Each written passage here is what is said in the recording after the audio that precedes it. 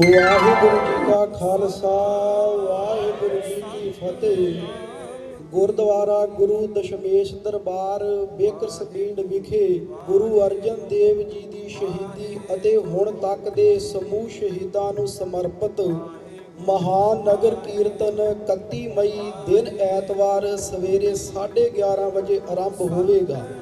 25 ਮਈ ਤੋਂ 31 ਮਈ ਤੱਕ ਸਾਰਾ ਹਫ਼ਤਾ ਵਿਸ਼ੇਸ਼ ਦੀਵਾਨ ਸਜਾਏ ਜਾਣਗੇ, ਜਿਨ੍ਹਾਂ ਵਿੱਚ ਭਾਈ ਹਰਬਲਜੀਤ ਸਿੰਘ ਪਿੱਪਲੀ ਸਾਹਿਬ ਵਾਲੇ ਅਤੇ ਢਾਡੀ ਅਮਰਜੀਤ ਸਿੰਘ ਜੌਹਲ ਵਿਧੀਪੁਰੀਆ ਹਾਜ਼ਰੀਆਂ ਭਰਨਗੇ।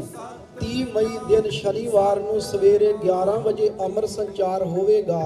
30 ਮਈ ਸ਼ਾਮ ਨੂੰ 5:45 ਵਜੇ ਰਾਤ 9:30 ਵਜੇ ਤੱਕ ਦੀਵਾਨ ਸਜਾਏ ਜਾਣਗੇ, ਜਿਨ੍ਹਾਂ ਵਿੱਚ ਸ਼ਹੀਦ ਭਾਈ ਅਮਰੀਕ ਸਿੰਘ ਜੀ ਦੇ ਸਪੁੱਤਰ ਭਾਈ ਤਰਲੋਚਨ ਸਿੰਘ ਜੀ ਅਤੇ ਬੇਕਸਵੀਰ ਤੋਂ ਪਾਇਲਟ ਬੀਬੀ ਜਸ਼ਨਪ੍ਰੀਤ ਕੌਰ ਸੰਗਤਾਂ ਦੇ ਦਰਸ਼ਨ ਕਰਨ।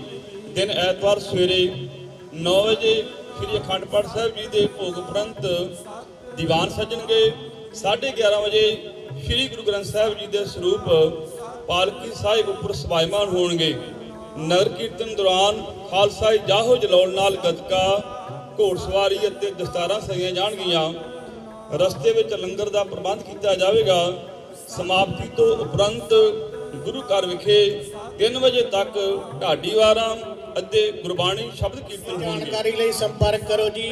ਹੈੱਡ ਗ੍ਰੰਥੀ ਭਾਈ ਗੁਰਮੇਲ ਸਿੰਘ ਜੀ 661 372 4803, ਨਵਜੋਤ ਸਿੰਘ ਚਾਵਲਾ 661 345 4816, ਗੁਰੂ ਕੇ ਲੰਗਰਾਂ ਵਾਸਤੇ ਨਵਦੀਪ ਸਿੰਘ ਗਰੇਵਾਲ 661 496 7153, ਦੁਕਾਨਾਂ ਦੀ ਬੁਕਿੰਗ ਵਾਸਤੇ ਜਤਿੰਦਰ ਸਿੰਘ ਸ਼ੇਰਗਿੱਲ 805 267 6396।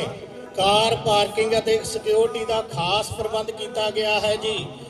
ਸ਼ੁੱਕਰਵਾਰ 29 ਮਈ ਤੋਂ ਲੈ ਕੇ ਐਤਵਾਰ 31 ਮਈ ਤੱਕ ਗੁਰੂ ਘਰ ਦੀਆਂ ਪਾਰਕਾਂ ਕਾਰਾਂ ਵਾਸਤੇ ਬੰਦ ਕੀਤੀਆਂ ਗਈਆਂ ਹਨ।